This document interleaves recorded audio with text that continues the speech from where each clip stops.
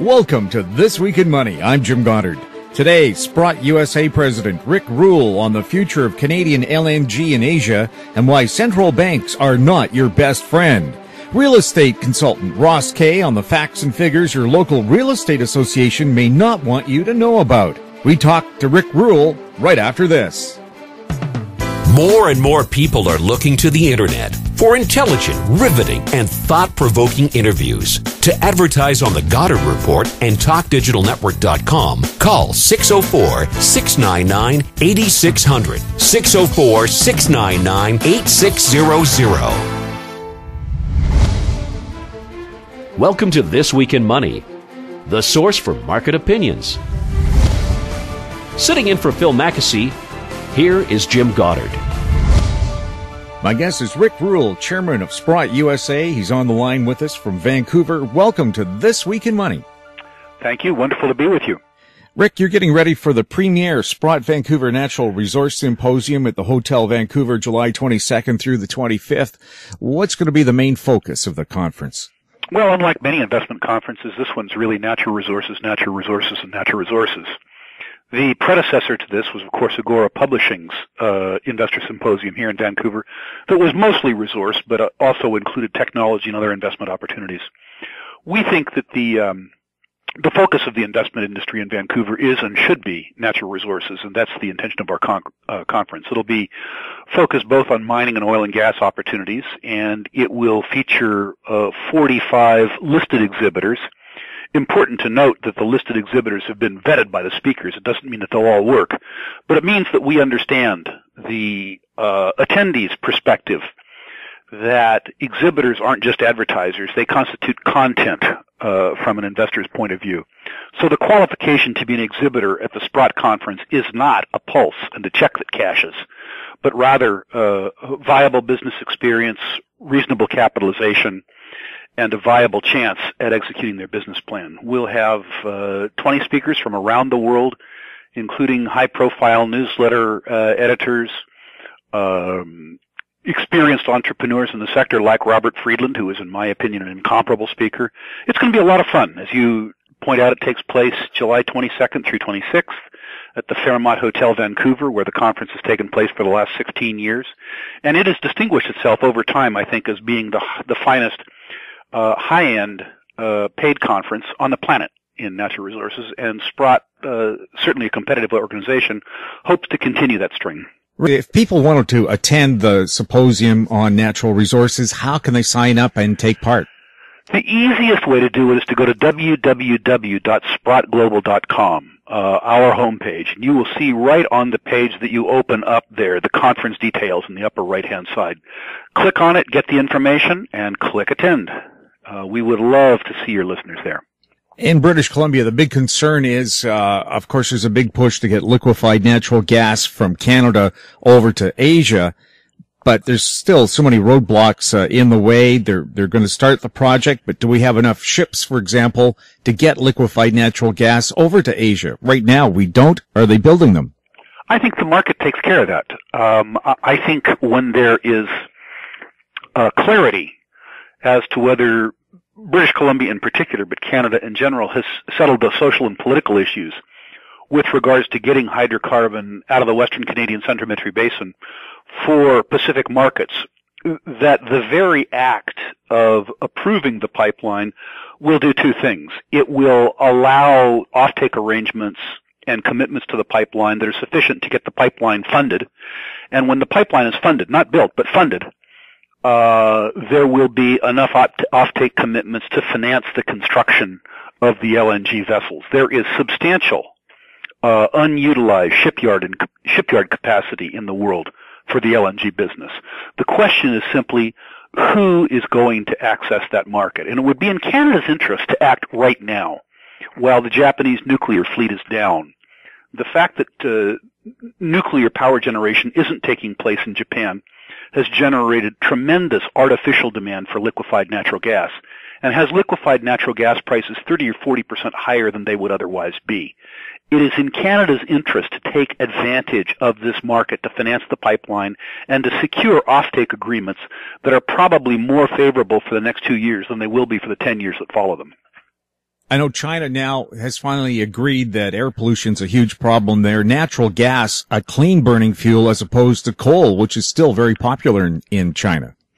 I suspect that the Chinese will be good participants in the market for liquefied natural gas for the reasons that you have chosen.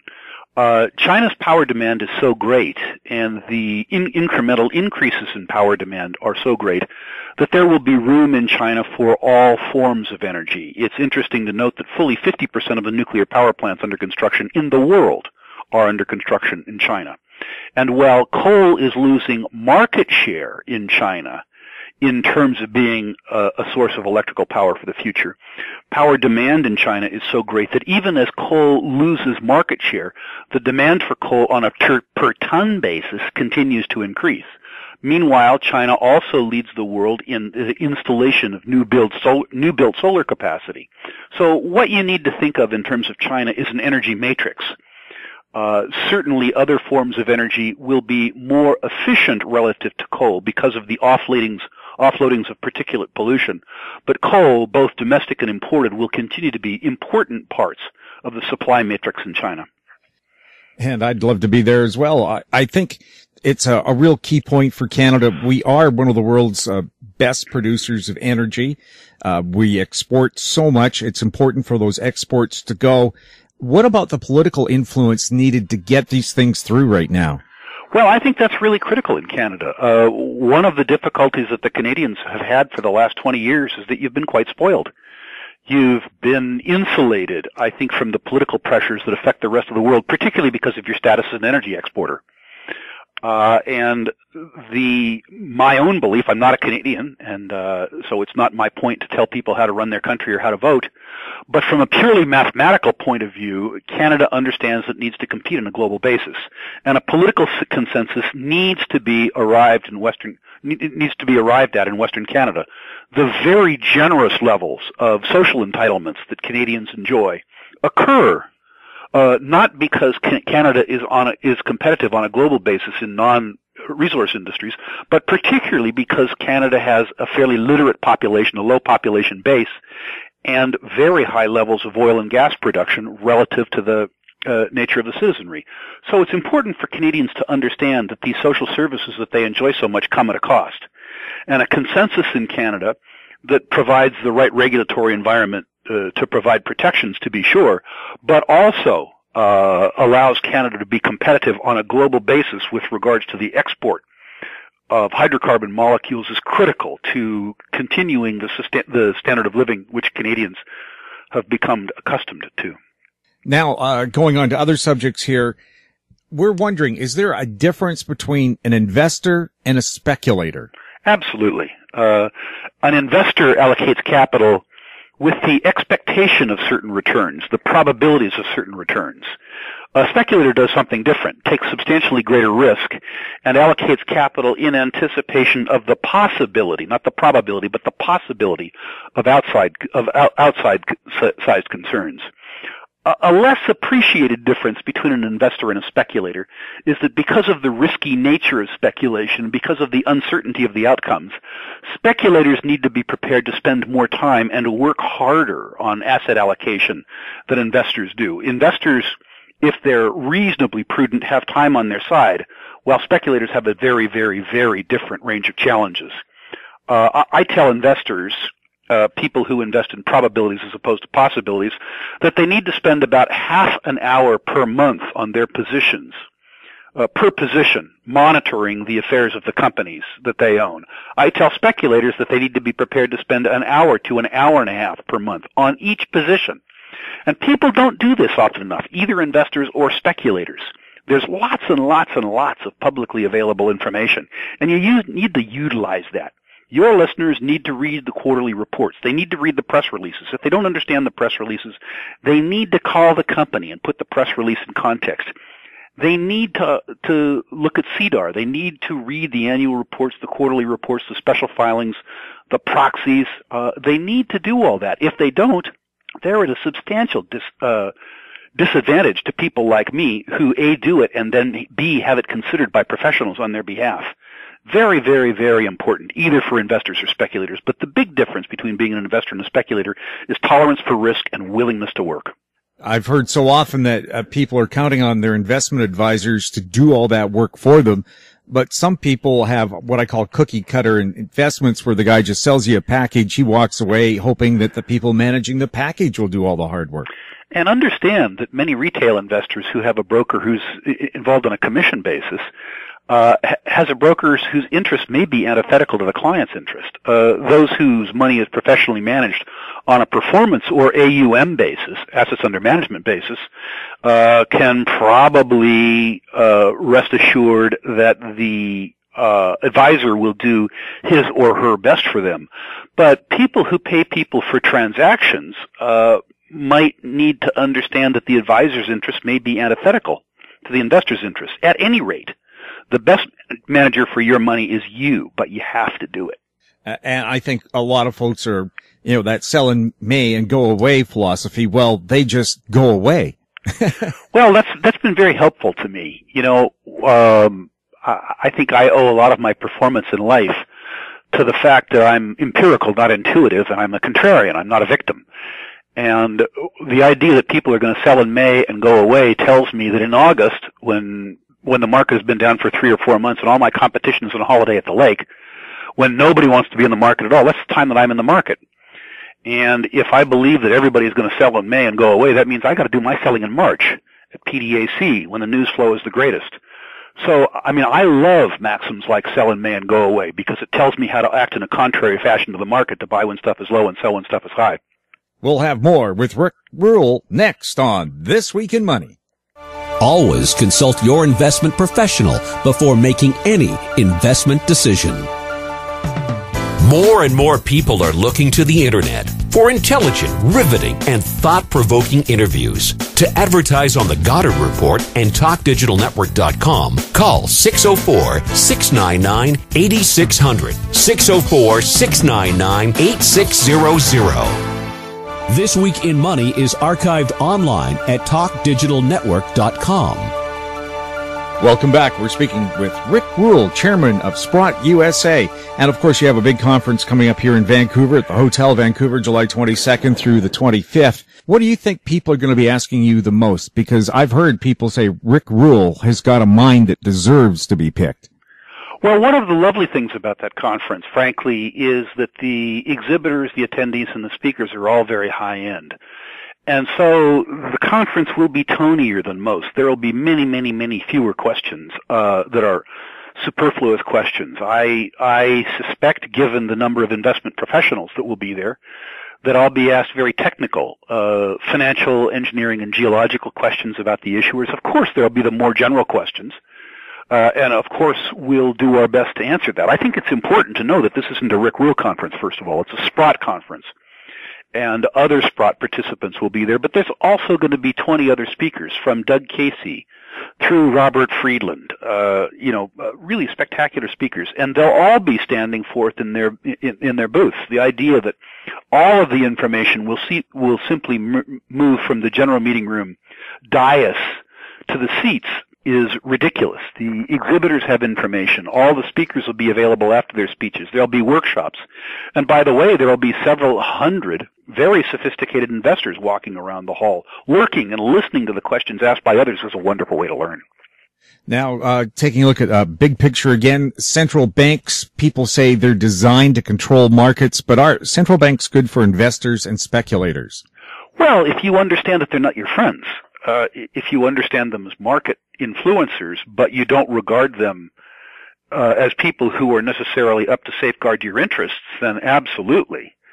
I think one of the things that we see right now is the fact that the central banks have encouraged complacency on the part of investors worldwide, and they have introduced two very dangerous precepts to the market that strangely can work for you if you understand them. The first precept is that the central banks seem to have convinced the market that liquidity, that is all the cash in the market, is a substitute for solvency. It isn't. The fact that you have $10,000 in your pocket may be comforting if you have $1 million debt, but the $10,000 in your pocket doesn't do anything to obviate the $1 million that you have in debt. The central bankers and the big thinkers of the world seem to have convinced financial interests and investors on a global basis that the short-term liquidity that's available in the market, that is the debt, the availability of credit, obviates the incredible on-balance sheet and off-balance sheet liabilities that we've built up in every Western nation, including Canada, and they don't. The second thing that the central bankers seem to have convinced us of is that low interest rates, artificially low interest rates, which effectively penalize savers in favor of spenders, which makes sense, more voters are spenders than savers, are a good thing. But you don't increase people's income in society by constraining investment and encouraging consumption. You can't consume or spend your way out of debt. The way that you encourage investment, which in turn increases income as workers employ more capital, is to encourage more income. Understanding that the central bankers are involved in paradoxically bad behavior, and understanding that rates of inflation are understated, and understanding that the current complacency that we have in the market is artificially induced, will help investors who pay attention to it make money relative to their competitors over time. But you have to really pay attention to what's going on. You have to listen, if you will, to the music, not the noise. You have to understand what the central banks are doing and why they're doing it. And you have to understand that they are your enemy, not your friend. Wow. And of course, they get government approval, but I don't think most people understand that the Federal Reserve or the Bank of Canada or the Bank of England, these are not owned by the taxpayer or run by the government. They're run by the private banking system, but they use terms and names that make it sounds like it's the Treasury running it, but it's not. Of course. Although I think it's fair to say that there, is the right phrase, in cahoots. I think the coordination between big thinkers, public and private, is very strong and pernicious. What you say is completely true, by the way. I agree with it in every way, shape, or form. But I would suggest that there is collusion, at the very least, between the legislature, the Treasury, and the central banks. Yeah, that meeting at Jekyll Island off the east coast of the U.S. back in the 20s when they decided, J.P. Morgan and his buddies, it's better if we run the money supply. And I've heard since then there's been something like, 12 big recessions, 17, some number like that. Yep, that's the subject for a much longer discussion sometime. But what you say is exactly correct. And I think, again, it's important for your listeners to understand, as investors and as taxpayers, that the big thinkers are not their friends. Most of your listeners are investors. They're savers. They're people who set aside money, and money is being stolen from them every day by artificially low interest rates. The return on savings is being stifled to assist the spenders. The idea that the acts of the legislature, either the BC legislature, the Canadian legislature, the Canadian Central Bank, or the Canadian Treasury, the idea that this has taken place to assist or to aid productive members of society is ridiculous. These people are your enemy. If you're a junior market investor, which would give you more confidence in that company? If it was run by, say, a geologist, or it was run by somebody with a master's degree in business? I guess I would shade to the geologist a little bit, but I'll tell you, management is all important in these businesses. And what I really look for is a track record not only with the CEO, but with the other managers and directors, and a track record that's directly related to the task at hand. The idea that somebody was successful operating a gold mine in Archean terrain in French-speaking Quebec, and therefore that person is suited to exploring for, as opposed to operating, a copper mine rather than a gold mine, in tertiary volcanics in Spanish-speaking Peru, is ridiculous. You have to have a track record, and you have to have a track record directly related to the task at hand. Very, very, very important. Probably more important than anything else. Are investors in the natural resource sector, I would say, worried or concerned that we've seen the equity markets over the past week hit record highs again? Oh, I think there's probably some envy. But, if you think about something rationally, would you rather participate in a sector that had been getting cheaper for 4 years or one that had been getting expensive for 4 years? Think if you were, let's think of a Vancouver street. Think if you were driving down Broadway and on the left-hand side of the street was a store that said, we have raised prices every week for 5 years. And on the right side of the street, there was a supermarket that said, we have lowered prices every week for 3.5 years, 75% off sale. Where would you shop? It's not a hard choice, is it? It isn't a hard choice. It's interesting that when we buy financial products, we derive some comfort from overpaying. That's called a track record. Interesting. Now, which area do you think is going to have the hottest development? Is it Canada? Do you look at the geopolitical thing, or do you just say that's a really hot area for that particular resource we're looking for, and I don't care who's running the place? I have made more money in gamey countries than I have in good countries. That makes me an anomaly. My belief is that the most political risk is apparent in the jurisdiction that houses the most of my money. In other words, the most dangerous politician is the closest. American and Canadian investors make a fundamental mistake. We tend to believe that money that is stolen from us by white people in English, according to the rule of law, by the legislature, is less gone than money that's stolen in, let's call it, less advanced societies. You might look back 10 years to a period of very rapidly rising natural gas prices and the acts of the Alberta legislature, allegedly a free enterprise-minded place, where they doubled the royalty rate overnight, having in the previous 3 years extracted $6 billion in upfront land bonus payments from industry based on a fiscal regime that they obviated. What the legislature of the People's Republic of Alberta did was as pernicious as anything that's ever happened in a third world country. But because it was done by a Caucasian legislature in English according to the rule of law, people thought it was okay. That's ridiculous. The most dangerous politician is the closest politician. And while I understand the nature of political risk, I would rather take political risk than technical risk, which means that the best discovery anywhere in the world, irrespective of politics, is the place where I'll go. Now, if that discovery happens to be in a place where there's favorable legislation relative to the extractive environment, as an example, a high-quality uranium discovery in Saskatchewan where the regulatory regime exists to favor uranium mining, so much the better. And I can think of the Lama Pascua mine in South America. That has been a huge money loser so far, but could that turn around eventually? It could, and I think it's important to note, however, that the Chilean regulator in that context, that wasn't political risk. That was performance on the part of the operator. The operator signed a binding set of agreements 12 years ago with regards to environmental compliance, including surface sedimentation and water quality, that the operator did not comply with. What the regulators in Chile asked the issuer to do in that case was abide by an existing agreement.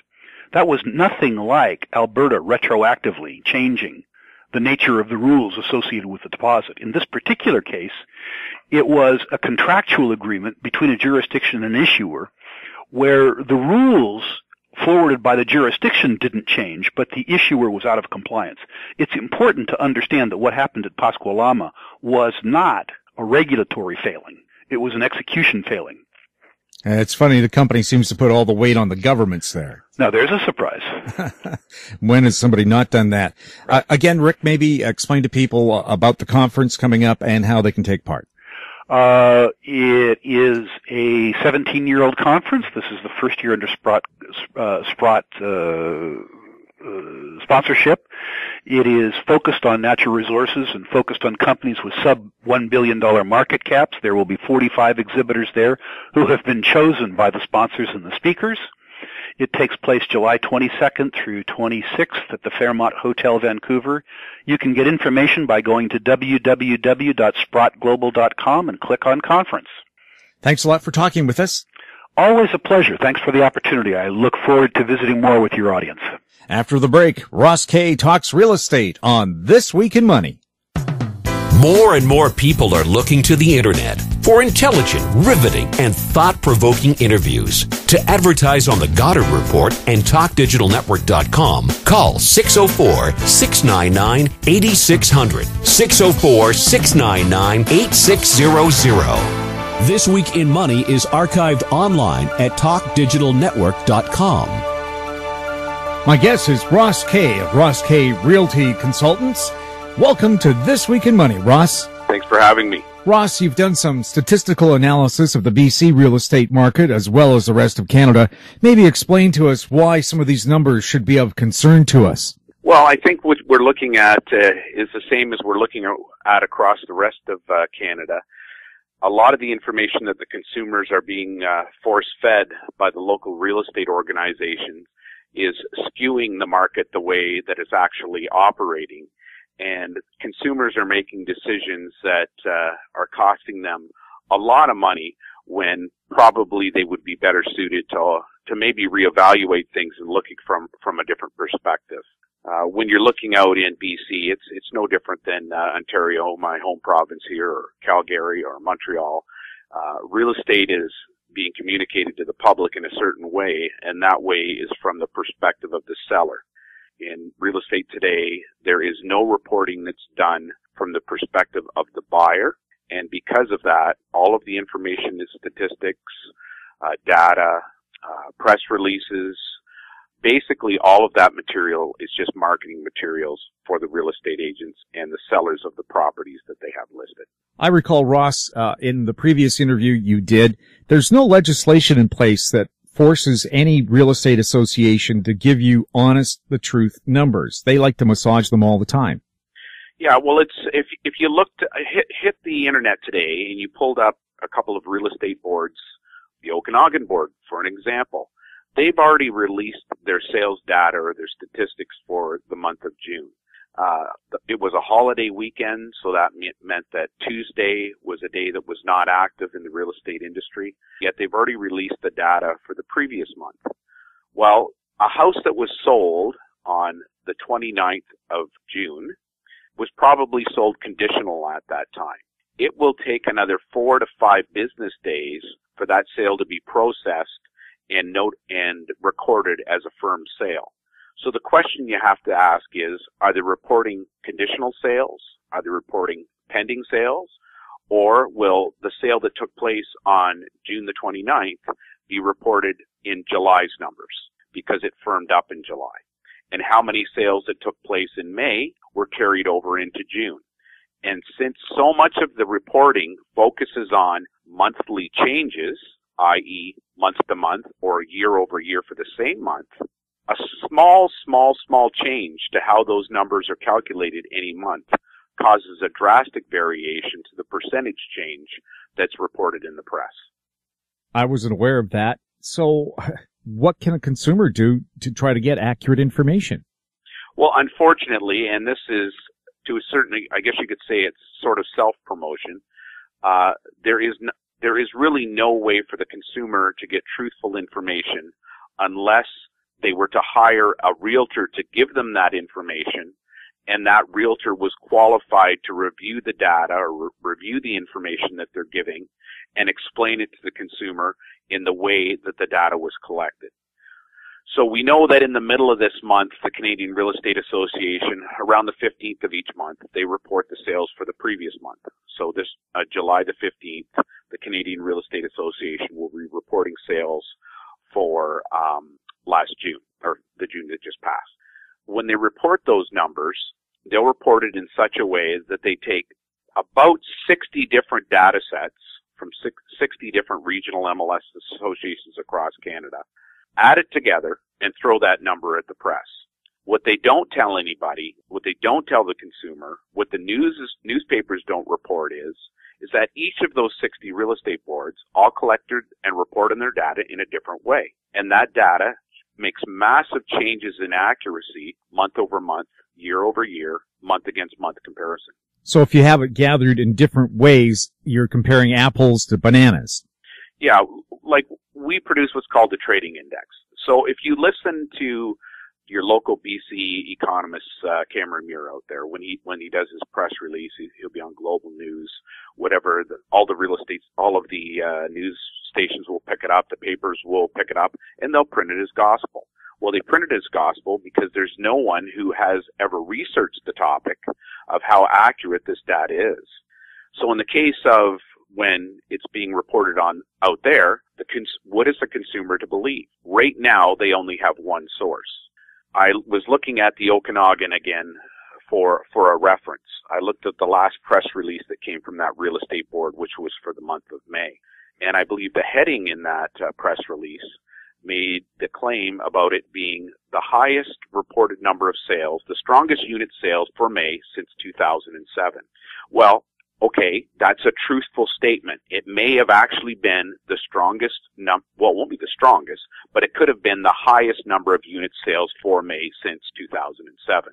But what they're not telling anyone, or what they're not expressing it as, is that the market has actually grown by probably around 15%. So even if it was the exact same number of sales, actual activity was lower. So that by using the word the strongest unit sales for May, it's clearly a misleading statement because they don't qualify with any of the numbers that they post. There is no qualification in any statements that they make at all. Who's using this information? Does the government use this information straight up? The government uses this information straight up. If you go to the CMHC website, you can download from the government free of charge Housing Now, Housing Observer, and if you look at the statistics that CMHC uses, they are the exact statistics that the Canadian Real Estate Association has given them.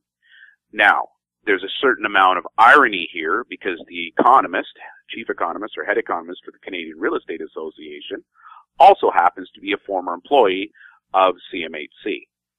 So I think CMHC would simply assume that the practice of giving accurate data, or they would never give us anything that isn't correct, doesn't even cross their minds, when in fact someone should be doing their due diligence and finding out what the real numbers are. So what we've done, Jim, is we've gone ahead and we have worked for the last 3 years on ways of taking those 60 different data points, using the metadata that's associated with each of those data points. In other words, if one real estate board reports a home as a sale, is that a single detached home? Is it a condominium? Could it be any of the above? When they report that home as sold, was it reported for this month or was it a carryover from the previous month? When they report the selling price on that home, is it the selling price that took place on the contract or the selling price on the adjusted contract? So we've taken hundreds of different unique incidences of data for real estate across Canada, and over the last 3 years, we've made an adjustment for each of those numbers so that when we put it into a single bag, all of the numbers are equally represented. You can count one home sale as one home sale. You can count one house sale as one house sale. You know that a selling price is a selling price. And you know that comparing today's market against a market 5 years ago, you're comparing apples to apples instead of apples to grapes. Is there any way to track real estate markets in real time? We track real estate markets in real time. We are the only source for real-time real estate market data in Canada. It is a labor-intensive process, and I can understand why it's not done anywhere else. Now, real-time in real estate is a little bit different than what real-time would be in the stock market. Where in the stock market, real-time may be 1 or 2 minutes after a transaction has happened, verified, and closed, it's reported. In real estate, the difference can be between 2 minutes, which is active real-time for one piece of data, where it may take 7 days, which may be real-time for another piece of data. So let me explain to you what real-time means for real estate. On June the 30th, at 11:59 p.m., across Canada, there were approximately 282,000 homes reported as available for sale. 2 minutes later, on July the 1st, at 01 minute, in the new day of July the 1st, 2 minutes later, 12,000 of those listings disappeared. In 2 minutes, 12,000 listings disappeared. The Canadian Real Estate Association, as do all other real estate boards, they report sales, or listings, listing inventory as of the last day of the month. That is a ridiculous thing to do under any statistical review, because a mere 2 minutes later, your inventory levels drop as much as 6% on any given month. They then use that statistic for the number of listings for sale, which they call inventory, and they tell Canadians that based on the months of inventory, which right now they're going to say somewhere around 6 months, the Canadian real estate market is in a balanced market. So this is where real time is very, very important. And that's the best way where you can see where it makes a difference. 2 minutes changes the numbers by 6%. 2 minutes, 6%. That's pretty interesting. You also have something called the Liquidity Index. We'll explore what that is. We'll have more with Ross Kay next on This Week in Money. More and more people are looking to the internet for intelligent, riveting, and thought-provoking interviews. To advertise on the Goddard Report and TalkDigitalNetwork.com, call 604-699-8600, 604-699-8600. This Week in Money is archived online at TalkDigitalNetwork.com. Welcome back. We're speaking with Ross Kay of Ross Kay Realty Consultants. Ross, the Liquidity Index, what exactly is that, and what kind of an index do we have in the major markets here in British Columbia? Well, the Liquidity Index is something that we've developed. Again, it was probably of all our indexes the hardest to come up with because it requires us reviewing all of the properties that are available at any given moment in time. So in Canada today, we're looking at about this time, we're looking around 270,000 homes that are available for sale. So what the consumer doesn't understand is, and what the real estate associations never want you to know is that the real estate industry is a little bit like baseball. The failure rate is just as high or higher than the success rate. So when we're looking at numbers from a real estate association, when they say about months of inventory, or they tell you the number of homes that are for sale, or the number of active listings, then we're looking at numbers that are not true. You're looking at numbers that have no meaning, no bearing. So what we've done is we've gone ahead and we've created what's called the Liquidity Index. And Liquidity Index says, okay, there's 280,000 homes for sale, but but how many of those homes are actually priced properly? How many are on the market at market value? How many are newly listed? How many of the listings are available have had their price changes? How many of the listings are key listings in the market segment that they're applicable to? So from all of those criteria, we came up with a way of measuring that, and we call that liquidity. And that also allows a consumer to look at our index, or a banker, or an accountant, or an analysis from somewhere else, and they get a good judge of the market. Because everybody wants to know, is it a buyer's market? Because if it's a buyer's market, you know the prices should be trending down. Is it a seller's market? If it's a seller's market, the prices should be trending up. Or is it a balanced market? And a balanced market is one where the prices should remain basically the same. So our liquidity index uses 100 as a base value. So if it's at 100, it's basically a balanced market. If it's below 100, then you're into a buyer's market. And if it's above 100, then you're into a seller's market. And you should expect price change to be in effect the same way. So that's what the liquidity index measures. Instead of looking at if there's a market of 1,000 houses, but 500 of those houses are overpriced, we exclude those 500 houses from our count, and we only focus on the 500 that are actually available. Because those are the only homes that the consumers are going to look at. They'll just exclude the 500 that are overpriced. So from liquidity, we're also able to calculate the percentage of listings in any neighborhood, or the percentage of homes that are for sale that are priced at market value. Because homes are either priced at market value or they're overpriced. There's no other measure of a value of a house. It's either priced at market value or it's overpriced. It's one or the other. The reason why you have half of your listings expire is because those houses are all overpriced. So we go into a market, we can say what the liquidity is it a buyer-seller's market? And then we can also tell you what percentage of the inventory is available at current market value. And from those two things, you can see where the price pressure is. So let's look at BC. I did some stats up earlier today. So in BC, liquidity for all of the houses in the entire province is sitting at 82%, 82. So that means that you're in a buyer's market, in a buyer's market in BC. So you should be seeing housing prices be trending downwards in the province of BC because there's more supply than there is demand.